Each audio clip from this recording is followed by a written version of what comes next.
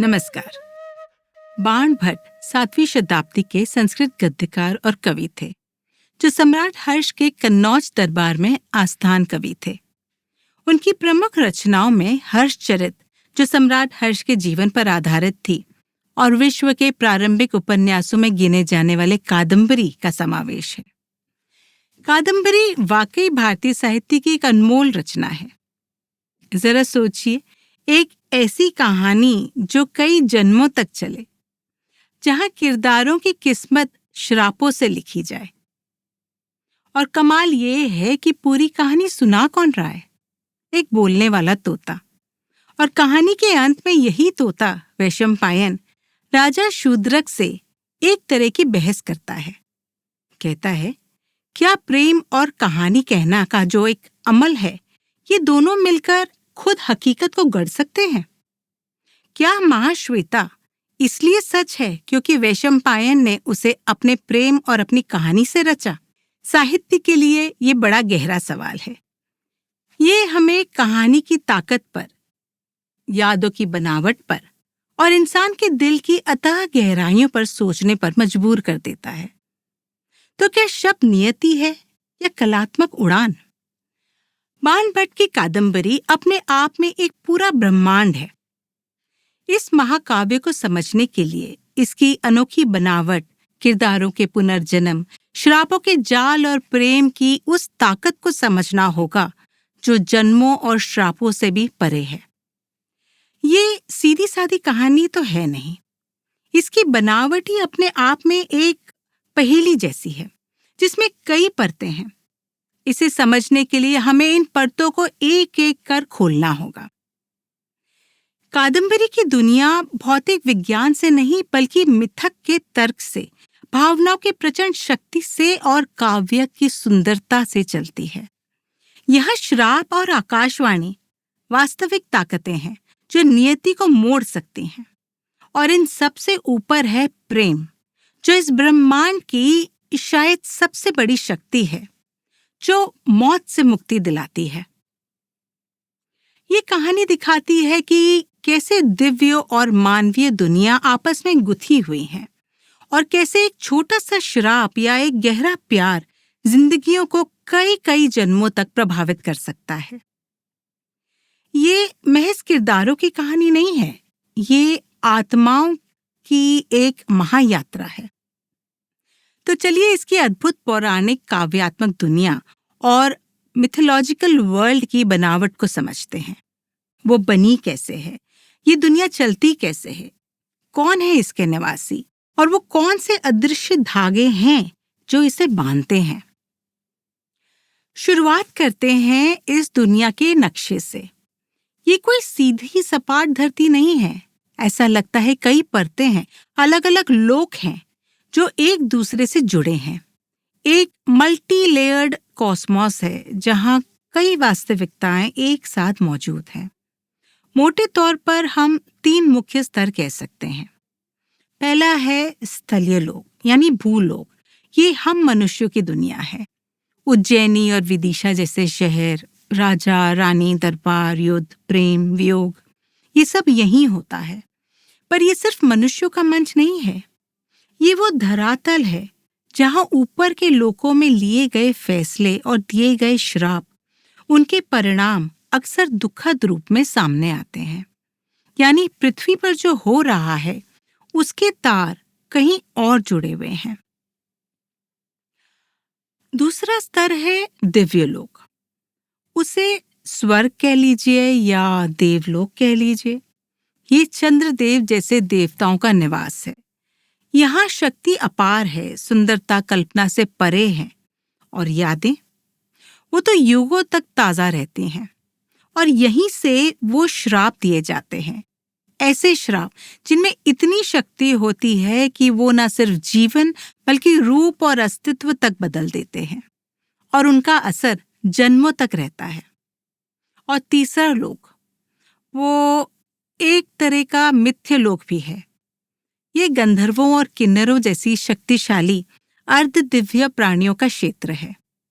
गंधर्वों का शहर हेमकुंड, जिसका मतलब है स्वर्ण शिखर, वो इसी लोक में है।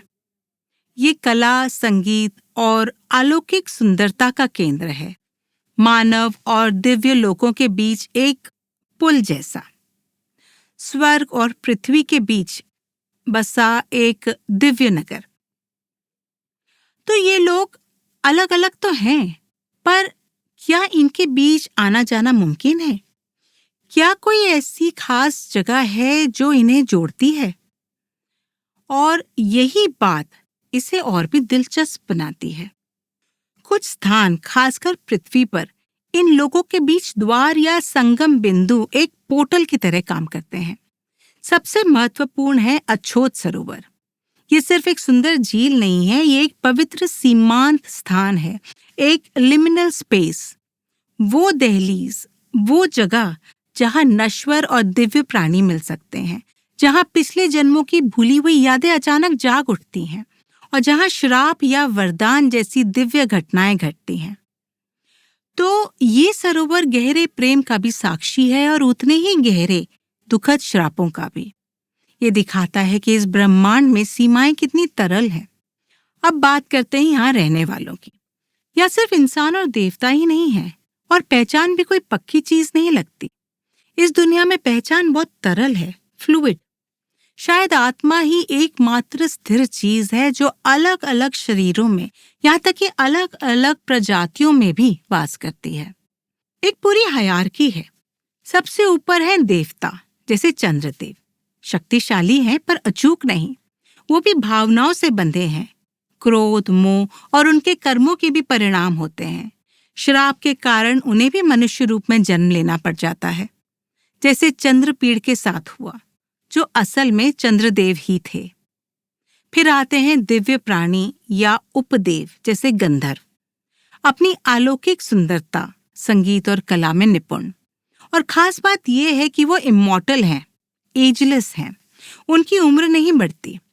ये कहानी के लिए बहुत महत्वपूर्ण है। इसी वजह से महाश्वेता और कादम्बरी जैसे पात्र सदियों तक अपने प्रेम या अपने विरह में स्थिर रह सकते हैं, बिना बूढ़े हुए। ये उनके दुख और प्रतीक्षा को एक महाकाव्यात्मक विस्तार देता है। फिर है ऋषि, जैसे जाबाली। ये मूल रूप से मनुष्य हैं, लेकिन अपनी तपस्या से इतनी शक्ति अर्जित कर लेते हैं कि वो देवताओं के बराबर हो जाते हैं। उनके पास दिव्य दृष्टि होती है। वे जन्मों के पार देख सकते हैं और भाग्य के उलझे हुए धागों को समझ सकते हैं। जाबाली का आश्रम एक तरह से ज्ञान और रहस्य खुलने की जगह बन जाता है। और अंत में है मानव। राजा शूद्रक, राजकुमार चंद्रपीड़, मंत्री पुत्र वैशंपायन। उनके जीवन अक्सर ऊपर के लोकों में हुई घटनाओं, श्रापों और वरदानों से चलते हैं। वो एक बड़े ब्रह्मांडीय नाटक का हिस्सा होते हैं और ये सब आपस में बदल भी सकते हैं। एक देवता राजकुमार बन गया, ऋषि पुत्र तोता बन गया और मित्र घोड़ा। पुनर्जन्म और रूप परिवर्तन का चक्र इस दुनिया का आधार है। शरीर बस एक कपड़े की तरह है और आत्मा और उसके कर्मों का सफर जन्मों तक चलता है। पर ये सब चलता कैसे है? कौन से नियम इस ब्रह्मांड को कंट्रोल करते हैं? ये दुनिया फिजिक्स या भौतिक नियमों से नहीं, बल्कि आध्यात्मिक या काव्यात्मक नियमों से चलती है। यहाँ कुछ अदृश्य लेकिन अटूट नियम काम करते हैं। पहला है शब्द की शक्ति। शक्तिशाली प्राणियों, देवताओं, ऋषियों के मुंह से निकले शब्दों में वास्तविकता को बदलने की ताकत होती है। श्राप यहाँ सिर्फ कोई बद्दुआ नहीं है, ये एक अकाट्य आदेश है जो भाग्य को बदल देता है। महाश्वेता जब गुस्से में वैशंपायन को तोता बनने का श्राप देती है, तो वो शब्द तुरंत हकीकत बन जाता है। भावनाओं के आवेश में कहे गए शब्द कर्म का हिस्सा बनकर विनाशकारी परिणाम ला सकते हैं। श्राप इस कहानी की त्रासदी का इंजन है। इसी तरह भविष्यवाणी भी एक महत्वपूर्ण नियम है। आंतरिक दिव्य ध्वनियां पात्रों को रास्ता दिखाती हैं, दोबारा मिलने का आश्वासन देती हैं और निराशा में आशा की किरण जगाती हैं। जैसे कादम्बरी को चंद्रपीड़ के शरीर को उस लिमिनल स्पेस में सुरक्षित रखने का जो निर्देश मिलता है, वो उसे वर्षों तक इंतजार करने की शक्ति देता है।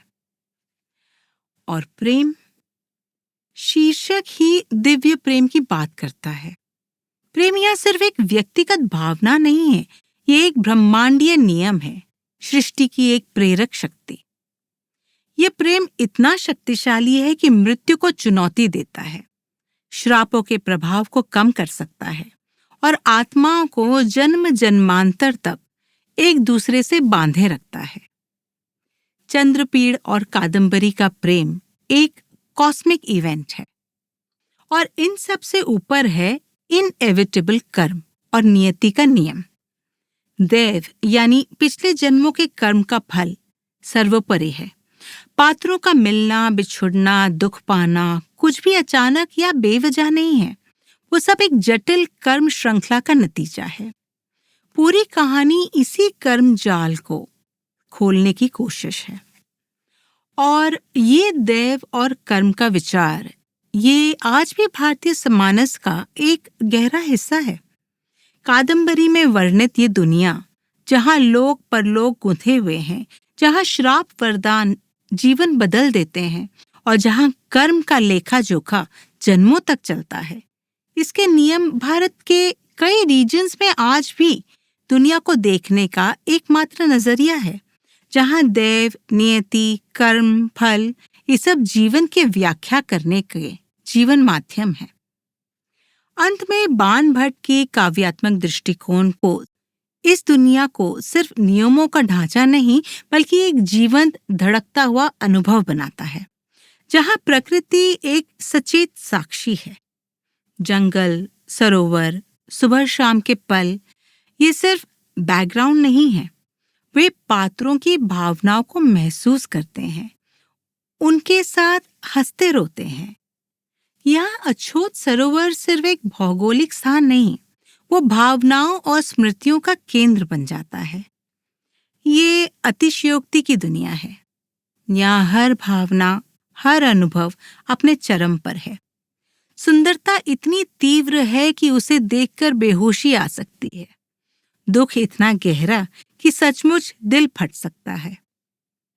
प्रेम एक ऐसी आग जो जन्मों तक बुझती नहीं। ये काव्यात्मकता सिर्फ सजावट नहीं, बल्कि दुनिया को अनुभव करने का तरीका है। तो संक्षेप में कहें तो कादम्बरी की ये दुनिया एक ऐसा जटिल जाल है, जहाँ अलग अलग लोग अदृश्य धागों से बंधे हैं, जहाँ आत्माएं जन्मों का सफर करती हैं, जहाँ श्राप और प्रेम भाग्य को आकार देते हैं, जहाँ अछूत सरोवर जैसे स्थान दुनियाओं को जोड़ते हैं और जहाँ कर्म का नियम सबसे ऊपर है। निचोड़ ये है कि हम एक ऐसी दुनिया देख रहे हैं जो भौतिकी के नियमों से ज्यादा मिथक, भावनाओं और कविता के तर्क से चलती है। यहाँ इंसान की भावनाएं इतनी शक्तिशाली हैं कि वो ब्रह्मांडीय घटनाओं को जन्म दे सकती हैं। सब कुछ आसपास में गहराई से जुड़ा हुआ है। स्वर्ग में किया गया एक काम पृथ्वी पर जीवन बदल सकता है और पृथ्वी पर सहा गया दुख स्वर्ग में मुक्ति दिला सकता है। ये आपसी जुड़ाव ही दुनिया का मूल तत्व है। और जैसे वैशंपायन राजा शूद्रक से बहस करता है कि क्या प्रेम और कहानी कहने की जो अमल है, ये दोनों मिलकर खुद हकीकत को गढ़ सकते हैं? क्या महाश्वेता इसलिए सच है क्योंकि वैशंपायन ने उसे अपने प्रेम और अपनी कहानी से रचा? तो क्या प्रेम और कहानी कहने की कला, ये दोनों मिलकर खुद हकीकत को गढ़ सकते हैं?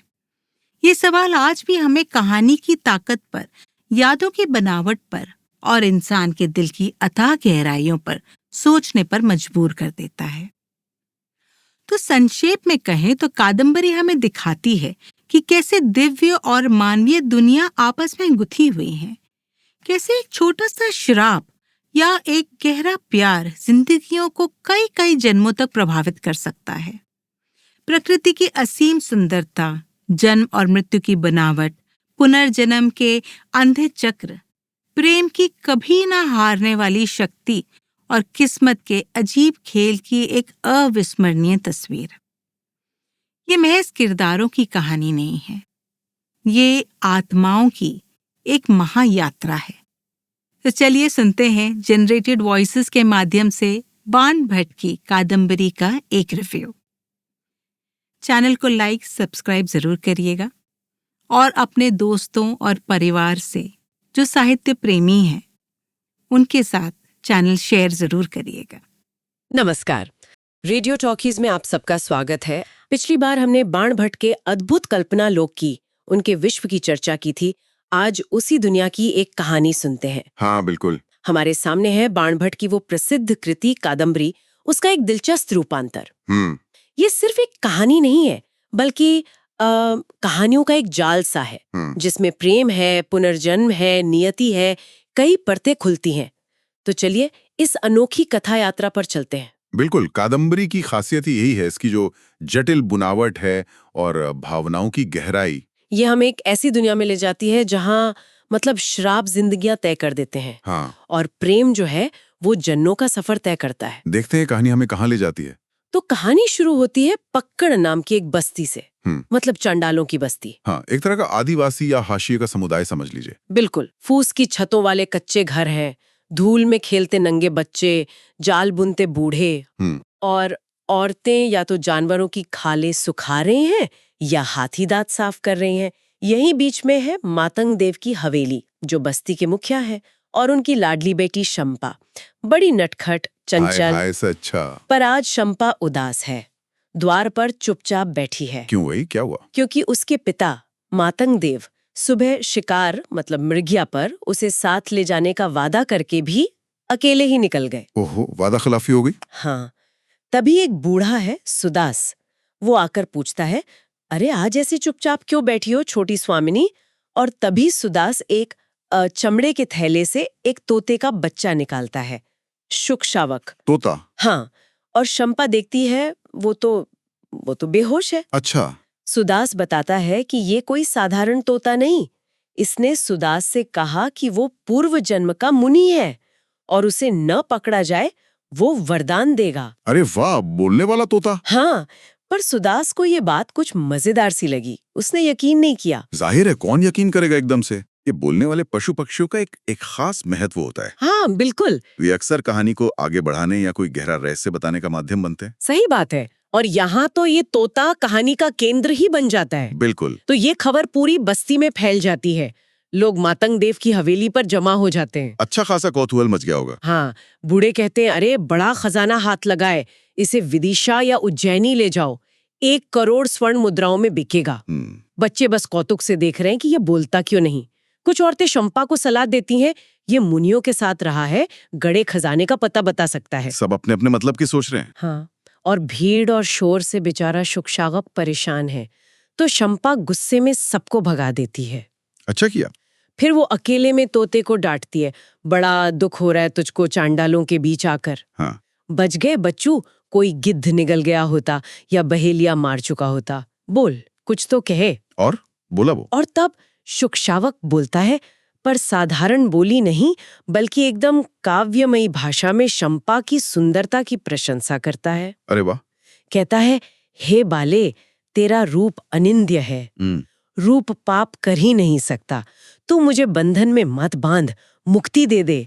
शंपा हैरान है, पर उसे ये भाषा समझ नहीं आती। हाँ। वो कहती है, ए लो, बिना लाग लपेट के सीधी बात कहना जानते ही नहीं, सीधे सीधे क्यों नहीं कहते कि पिंजरा खोल दे।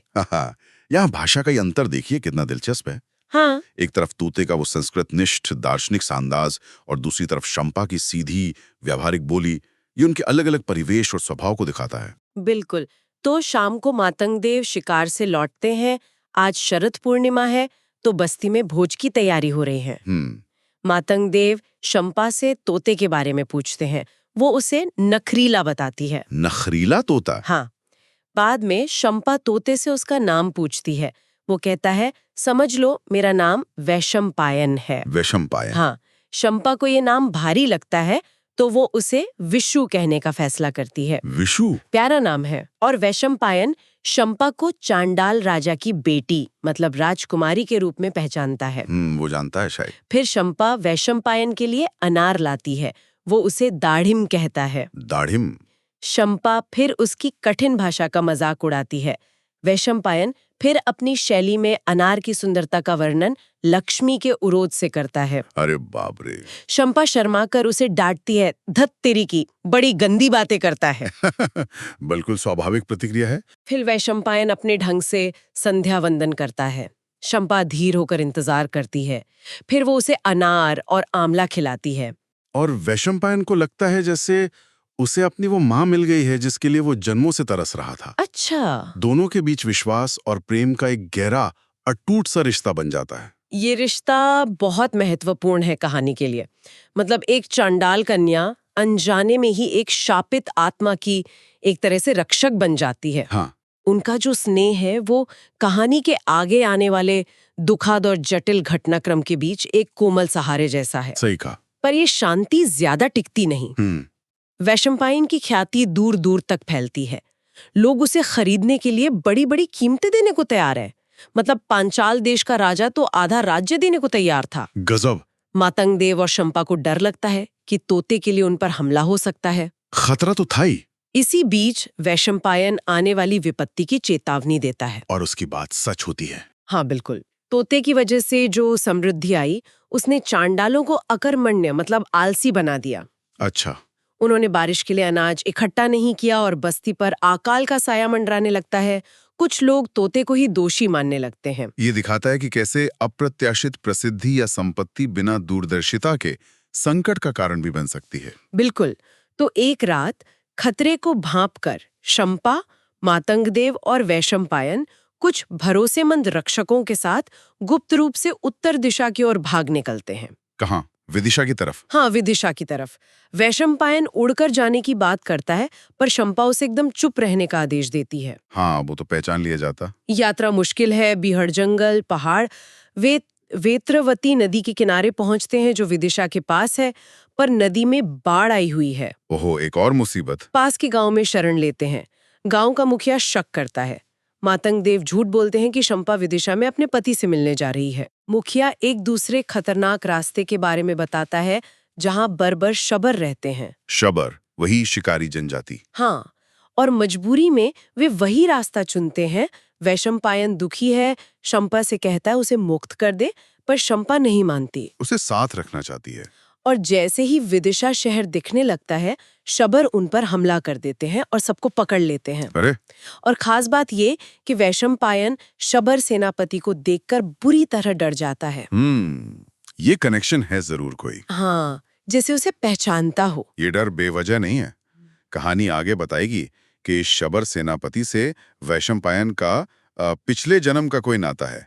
ये पुनर्जन्म वाले रहस्य की पहली झलक है एक तरह से। और यहीं से वो हिस्सा जुड़ता है जहां से हमने कहानी शुरू की थी। मतलब ये तोता राजा शूद्रक के दरबार में कैसे पहुंचा। हाँ, वो फ्रेम स्टोरी। तो लगता है शंपा किसी तरह शबरों से छूटकर या बचकर विदिशा पहुंचती है। उसका मकसद है राजा शूद्रक से वैशंपायन के लिए सुरक्षा मांगना। वो सज धज कर वैशंपायन को लेकर राजमहल पहुंचती है। उसे अपना गणेश कहती है, मतलब शुभंकर। अच्छा। राजमहल के द्वार पर पहरेदार रोकते हैं। शंपा उनसे बहस करती है, उनके भ्रष्टाचार पर चिल्लाती है। उत्कोच लेकर दूसरों को भीतर जाने देते हो। अरे वाह, हिम्मती है लड़की। हाँ, महाद्वारिक मतलब मुख्य द्वारपाल आकर उन्हें अंदर जाने की अनुमति देता है। राजसभा में दरबारी कानाफूसी करते हैं चांडाल कन्या को देखकर। पंडित हरिदत्त संदेह जताते हैं। स्वाभाविक है उस समय के हिसाब से। तभी वैशंपायन अद्भुत स्पष्टता और मधुर स्वर में एक आर्या छंद मतलब एक तरह का काव्य सुनाता है। सीधा दरबार में? हाँ, राजा शूद्रक बेहद प्रभावित होते हैं।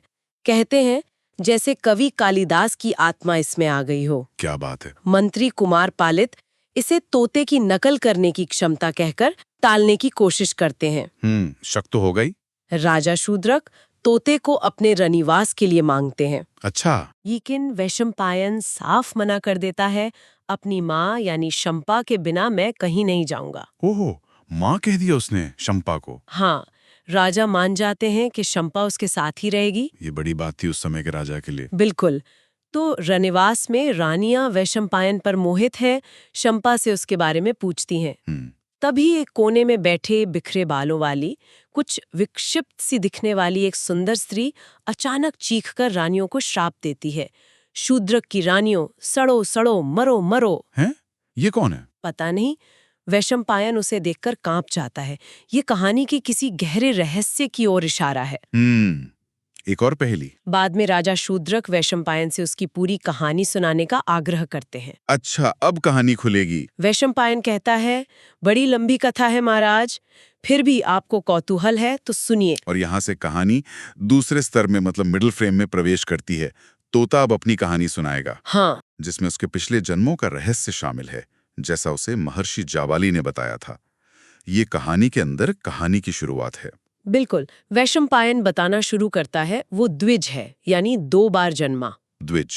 एक जन्म उसके तोते पिता से मिला, जिन्होंने उसे बचाने में जान दे दी शबरों के हमले में। ओहो। दूसरा जन्म महर्षि जाबाली ने दिया, जिन्होंने उसे आश्रम में पाला और ज्ञान दिया। वो खुद को दोनों का अपराधी मानता है। क्यों? शायद इसलिए कि पिता की जान उसकी वजह से गई और गुरु का आश्रम भी उसने छोड़ा। पता नहीं। वो याद करता है कैसे बचपन में शबरों ने जंगल में उसके घर, वो सेमल का पेड़, उस पर हमला किया था, पिता मारे गए थे। और बताता है कि बाद में विदिशा के रास्ते में पकड़े जाने पर उसने उसी शबर सेनापति को फिर देखा था, इसीलिए वो डरा था। हाँ, जुड़ गई कड़ी। जंगल में हमले के बाद एक बूढ़ा शबर पेड़ पर चढ़कर बाकी बच्चों को मारने आता है। वैशंपायन डर से बेहोश हो जाता है। बेचारा। होश आने पर वो खुद को महर्षि जाबाली के पुत्र हारीत के हाथों में पाता है, जो उसे आश्रम ले जा रहे हैं। चलो, बच गया। आश्रम में महर्षि जाबाली तोते को देखकर कहते हैं, इस नन्ही काया के भीतर जो जीव है वो बड़ा ढीठ है, कई देहों का उपभोग करके आया है। ओहो, महर्षि ने पहचान लिया। हाँ, सभी ऋषि और बच्चे हैरान हैं।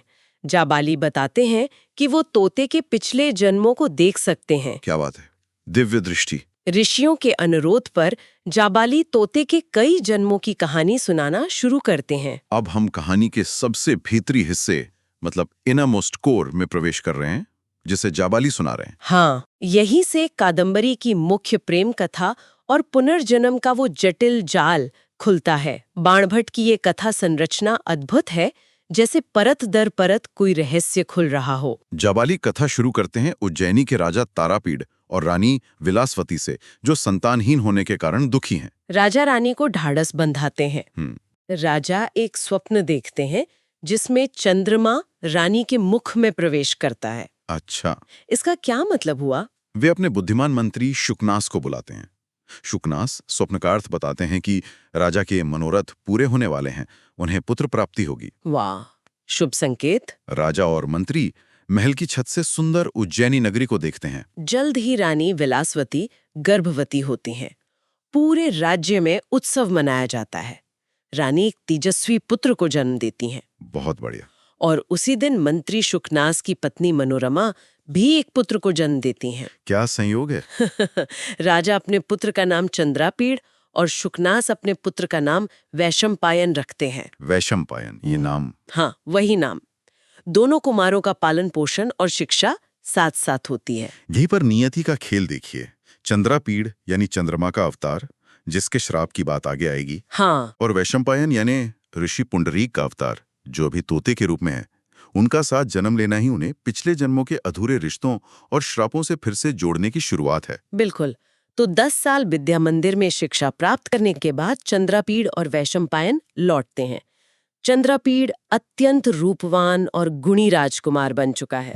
राजा तारापीड़ उसे पारसिक देश के राजा द्वारा भेजा गया एक अद्भुत सफेद घोड़ा इंद्रायुध भेंट करते हैं। इंद्रायुध, ये नाम भी सुना हुआ लगता है। हाँ, इंद्रायुध असाधारण है, जैसे देवलोक का अश्व उच्छ्रवा हो। चंद्रापीड़ उसे आसानी से वश में कर लेता है। ये घोड़ा भी साधारण नहीं है, इसका भी राज है। अच्छा। चंद्रापीड़ को राजसी जीवन कुछ खोखला सा लगता है। एक भड़भूजे वाली बुढ़िया की अपनी खोई बेटी फूलमती की तलाश उसे बेचैन कर देती है। वो बुढ़िया कहती है, राजमहल में जो होता है तुम क्या जानते हो? एक तरह का डिसएन्चॉन्टमेंट है। हाँ, वो माँ से पूछता है, हाँ, पर माँ गलत समझ लेती है। माँ उसका परिचय कुलूत देश की अनाथ राजकुमारी पत्रलेखा से कराती है, जिसे वो बेटी की तरह पाल रही हैं। पत्रलेखा। पत्रलेखा को चंद्रपीठ की तांबूल करंक वाहिनी मतलब पान वगैरह देने वाली निजी परिचारिका नियुक्त किया जाता है। अच्छा। फिर आता है मदनोत्सव। उस दौरान चंद्रपीड़ अत्यधिक मदिरा पान कर लेता है। ओहो। नशे में वो पत्रलेखा से उसके उदासी का कारण पूछता है और अपने प्रेम का इजहार कर देता है। नशे में ये तो गड़बड़ हो गई। हाँ, पत्रलेखा क्रोधित हो जाती है। कहती है, क्या समझते हो तुम लोग एक स्त्री को मात्र एक पण्य वस्तु? चंद्रापीठ का नशा उतर जाता है। सही कहा उसने। बाद में पत्रलेखा रोते हुए एक चौंकाने वाला रहस्य बताती है, मैं तुम्हारे पिता की अंकुशाइनी रही हूँ। क्या मतलब राजा की उपपत्नी या? हाँ, कुछ ऐसा ही। चंद्रपीठ स्तब्ध रह जाता है। ये तो बहुत जटिल स्थिति हो गई। बिल्कुल। इसके बाद चंद्रपीठ के युवराज्याभिषेक से पहले मंत्री शुकनास उसे प्रसिद्ध शुकनासोपदेश देते हैं। हाँ, ये बहुत महत्वपूर्ण उपदेश है। शुकनास उपदेश संस्कृत साहित्य का एक अनमोल रत्न माना जाता है। क्या है इसमें खास? शुकनास चंद्रापीठ को आगाह करते हैं, यौवन, लक्ष्मी यानी धन संपत्ति, प्रभुता यानी सत्ता और अविवेक, ये चारों अगर एक साथ मिल जाएं तो बड़े बड़े अनर्थ कर सकते हैं। हाँ, ये तो है। खासकर युवावस्था में मिली सत्ता और धन इंसान को अंधा बना देते हैं। ये सिर्फ राजकुमार के लिए नहीं, मतलब हर उस व्यक्ति के लिए चेतावनी है जिसके पास शक्ति या प्रभाव आता है। सही बात है। आज भी प्रासंगिक है ये तो। बिल्कुल। कैसे शक्ति और युवा जोश बिना विवेक के खतरनाक हो सकते हैं। इस उपदेश के बाद चंद्रपीठ वैशंपायन और पत्रलेखा के साथ दिग्विजय यात्रा पर निकलता है। यात्रा उन्हें हिमालय के पास सुवर्णपुर तक ले जाती है। वहां चंद्रपीठ किन्नरों का पीछा करते हुए अच्छोद सरोवर पहुंचता है। अच्छोद सरोवर, ये नाम भी महत्वपूर्ण है। भेंट तपस्विनी महाश्वेता से होती है। महाश्वेता। वो अपनी दुखद प्रेम कहानी सुनाती है, कैसे ऋषिपुत्र पुंडरीक उसके प्रेम में प्राण त्याग देता है। पुंडरीक यानी वैशंपायन का पूर्वजन। बिल्कुल। और कैसे एक दिव्य पुरुष उसके शरीर को पुनर्मिलन के वादे के साथ ले जाता है। तब से महाश्वेता वहीं तपस्या कर रही है। महाश्वेता उसे अपनी सखी गंधर्व राजकुमारी कादम्बरी के बारे में बताती है, जिसने महाश्वेता के सुखी होने तक अविवाहित रहने का प्रण लिया है। कादम्बरी, आखिर मुख्य पात्र का नाम आया। हाँ, चंद्रपीठ कादम्बरी से मिलने हेमकूट जाता है। दोनों में पहली नजर में प्रेम हो जाता है। Love at first sight. और पत्रलेखा उनके बीच संदेशवाहक बनती है। यहाँ दो प्रेम कहानियां समानांतर चलने लगती हैं। एक तरफ महाश्वेता और पुंडरीक की अधूरी विरह गाथा, हाँ, और दूसरी तरफ चंद्रपीठ जो कि श्रापित चंद्रदेव का अवतार है, और कादम्बरी की नई प्रेम कहानी। नियति अब इन दोनों को जोड़ने वाली है बड़ी दुखद तरीके से। बिल्कुल। चंद्रपीठ को पिता का बुलावा आने पर उज्जैनी लौटना पड़ता है। कादम्बरी से विरह वेदनापूर्ण है। वो जल्द लौटने का वादा करता है। कादम्बरी उसे अपना बहुमूल्य शेष नामक हार भेंट करती है। पत्रलेखा कादम्बरी के पास रुक जाती है उसे संभालने के लिए। अच्छा। चंद्रपीठ मुख्य सेना वैशंपायन के नेतृत्व में अच्छोद सरोवर के पास छोड़कर आगे बढ़ जाता है। वैशंपायन को वहीं छोड़ दिया? हाँ, बाद में उसे समाचार मिलता है कि वैशंपायन ने वहां से आगे बढ़ने से इनकार कर दिया है और विचित्र व्यवहार कर रहा है। विचित्र व्यवहार क्यों? पता चलेगा। चिंतित चंद्रपीठ माता पिता से बहाना बनाकर वैशंपायन को लाने वापस अच्छोद सरोवर की ओर चल पड़ता है। अच्छोद पहुंचकर चंद्रपीठ को महाश्वेता से पता चलता है कि वैशंपायन यानी पूर्व जन्म का पुंडरीक, उसने महाश्वेता के प्रति अनुचित आकर्षण दिखाया। मतलब पिछले जन्म की अधूरी कामना जाग उठी। ओहो, गड़बड़ हो गई। क्रोधित महाश्वेता ने उसे पहचान न पाने के कारण तोता बन जाने का श्राप दे दिया। तोता बनने का श्राप? हाँ। तो ये है वैशंपायन के तोता बनने की कहानी। हाँ, और अपने प्रिय मित्र की इस दुर्गति का समाचार सुनकर चंद्रपीठ का हृदय टूट जाता है और उसकी वही मृत्यु हो जाती है। क्या चंद्रपीठ मर गया सिर्फ हाँ, ये सुनकर? हाँ, इतना गहरा सदमा लगा उसे। ये कहानी का एक बहुत ही दुखद मोड़ है जहाँ श्राप और प्रेम की शक्तियां टकराती हैं। महाश्वेता का श्राप पुंडरीक को तोता बनाता है और उसी श्राप के असर और दोस्त के दुख के कारण चंद्रपीठ यानी चंद्रदेव की मृत्यु हो जाती है। ये दिखाता है कि कैसे एक जन्म के कर्म, भावनाएं और श्राप अगले जन्मों तक पीछा करते हैं। बिल्कुल। कादम्बरी चंद्रापीड़ की मृत्यु का समाचार सुनकर आती है। वो सती होने वाली होती है कि तभी आकाशवाणी उसे रोकती है। आकाशवाणी? हाँ, और कहती है कि चंद्रापीड़ के शरीर को सुरक्षित रखो, पुनर्मिलन होगा। अच्छा। वो चंद्रापीड़ के शव के साथ तपस्विनी का जीवन जीने का प्रण लेती है। उधर पत्रलेखा घोड़े इंद्रायुध सहित अच्छोद सरोवर में कूदकर जल समाधि ले लेती है। पत्रलेखा भी? और वो घोड़ा भी? क्यों? पता चलेगा। जहां पत्रलेखा और इंद्रायुध डूबते हैं, वहां से पुंडरीक का मित्र कपिंजल तपस्वी रूप में प्रकट होता है। कपिंजल? ये कौन है? और घोड़े के श्राप से मुक्त होकर, मतलब हाँ, पता चलता है कि कपिंजल ही श्राप के कारण वो घोड़ा इंद्रायुध बन गया था। पत्रलेखा के आत्म बलिदान से उसका श्राप कट गया। अरे बाप रे, तो घोड़ा भी श्रापित था? हाँ, अब कपिंजल पूरा रहस्य खोलता है। अच्छा, अब सारे उलझे धागे सुलझेंगे। बताओ बताओ। कपिंजल बताता है कि पुंडरीक का शरीर ले जाने वाला दिव्य पुरुष स्वयं चंद्रदेव थे, जिन्होंने चंद्रापीड़ के रूप में जन्म लिया था। हाँ, मरते हुए पुंडरीक ने चंद्रदेव को श्राप दिया था कि वे भी पृथ्वी पर जन्म लेकर विरह का दुख भोगेंगे। ओहो, श्राप के बदले श्राप? इसी श्राप के कारण चंद्रदेव पहले चंद्रपीड़ बने और उनकी मृत्यु के बाद अब राजा शूद्रक के रूप में जन्मे हैं। तो राजा शूद्रक ही चंद्रापीड़ है और चंद्रदेव भी। हाँ, और कपिंजल स्वयं चंद्रदेव के श्राप से घोड़ा इंद्रायुध बन गया था। गजब। पत्रलेखा के सरोवर में कूदने से उसका श्राप समाप्त हुआ। वो शायद चंद्रमा की पत्नी रोहिणी का अवतार थी। और तोता वैशंपायन तो पुंडरीक है ही? बिल्कुल, जिसे महाश्वेता ने श्राप दिया। सोचिए, कितना जटिल जाल है श्रापों और पुनर्जन्मों का। दिमाग घूम गया सुन के। अद्भुत कल्पना है बाणभट्ट की। तो तथा वापस राजा शूद्रक के दरबार में आती है। हाँ, जहाँ तोता ये सब सुना रहा है। तोता वैशंपायन यानी पुंडरीक अपनी पूरी कहानी सुनाकर प्राण त्याग देता है। ओहो। कहानी खत्म करते ही। हाँ। और राजा शूद्रक यह जानकर कि वो चंद्रापीड़ का ही अवतार है और उसका श्राप अब पूरा हुआ, हृदय टूटने से मर जाते हैं। राजा शूद्रक भी मर गए। ये मृत्यु अंत नहीं बल्कि श्रापों से मुक्ति है शायद। हाँ बिल्कुल। शूद्रक की मृत्यु से चंद्रापीड़ का श्राप चक्र पूरा होता है और तोते की मृत्यु से पुंडरीक का। हाँ। अब पुनर्मिलन का रास्ता खुलता है। हाँ, शूद्रक के शरीर से चंद्रापीड़ की आत्मा निकलकर हेमकूट में कादम्बरी के पास रखे अपने पुराने शरीर में प्रवेश करती है। वाह। चंद्रापीड़ जीवित हो उठता है। कादम्बरी और चंद्रापीड़ का मिलन होता है आखिरकार। उधर तोते के शरीर से मुक्त होकर पुंडरीक भी अपने असली ऋषि रूप में वापस आता है और महाश्वेता से मिलता है। दोनों जुड़ों का मिलन हो गया। हाँ, कहानी का अंत दोनों प्रेमी युगलों के सुखद मिलन से होता है। चंद्रापीड़ ये भी बताता है कि पत्रलेखा उससे अलग नहीं, उसी का एक रूप है। उसकी यौवनश्री है जो अब उसी में समा गई है। अद्भुत। तो ये थी कादम्बरी की महागाथा, जन्मों के आर पार फैला प्रेम, श्राप और नियति का एक अद्भुत जाल। एक कहानी के भीतर दूसरी, दूसरी के भीतर तीसरी।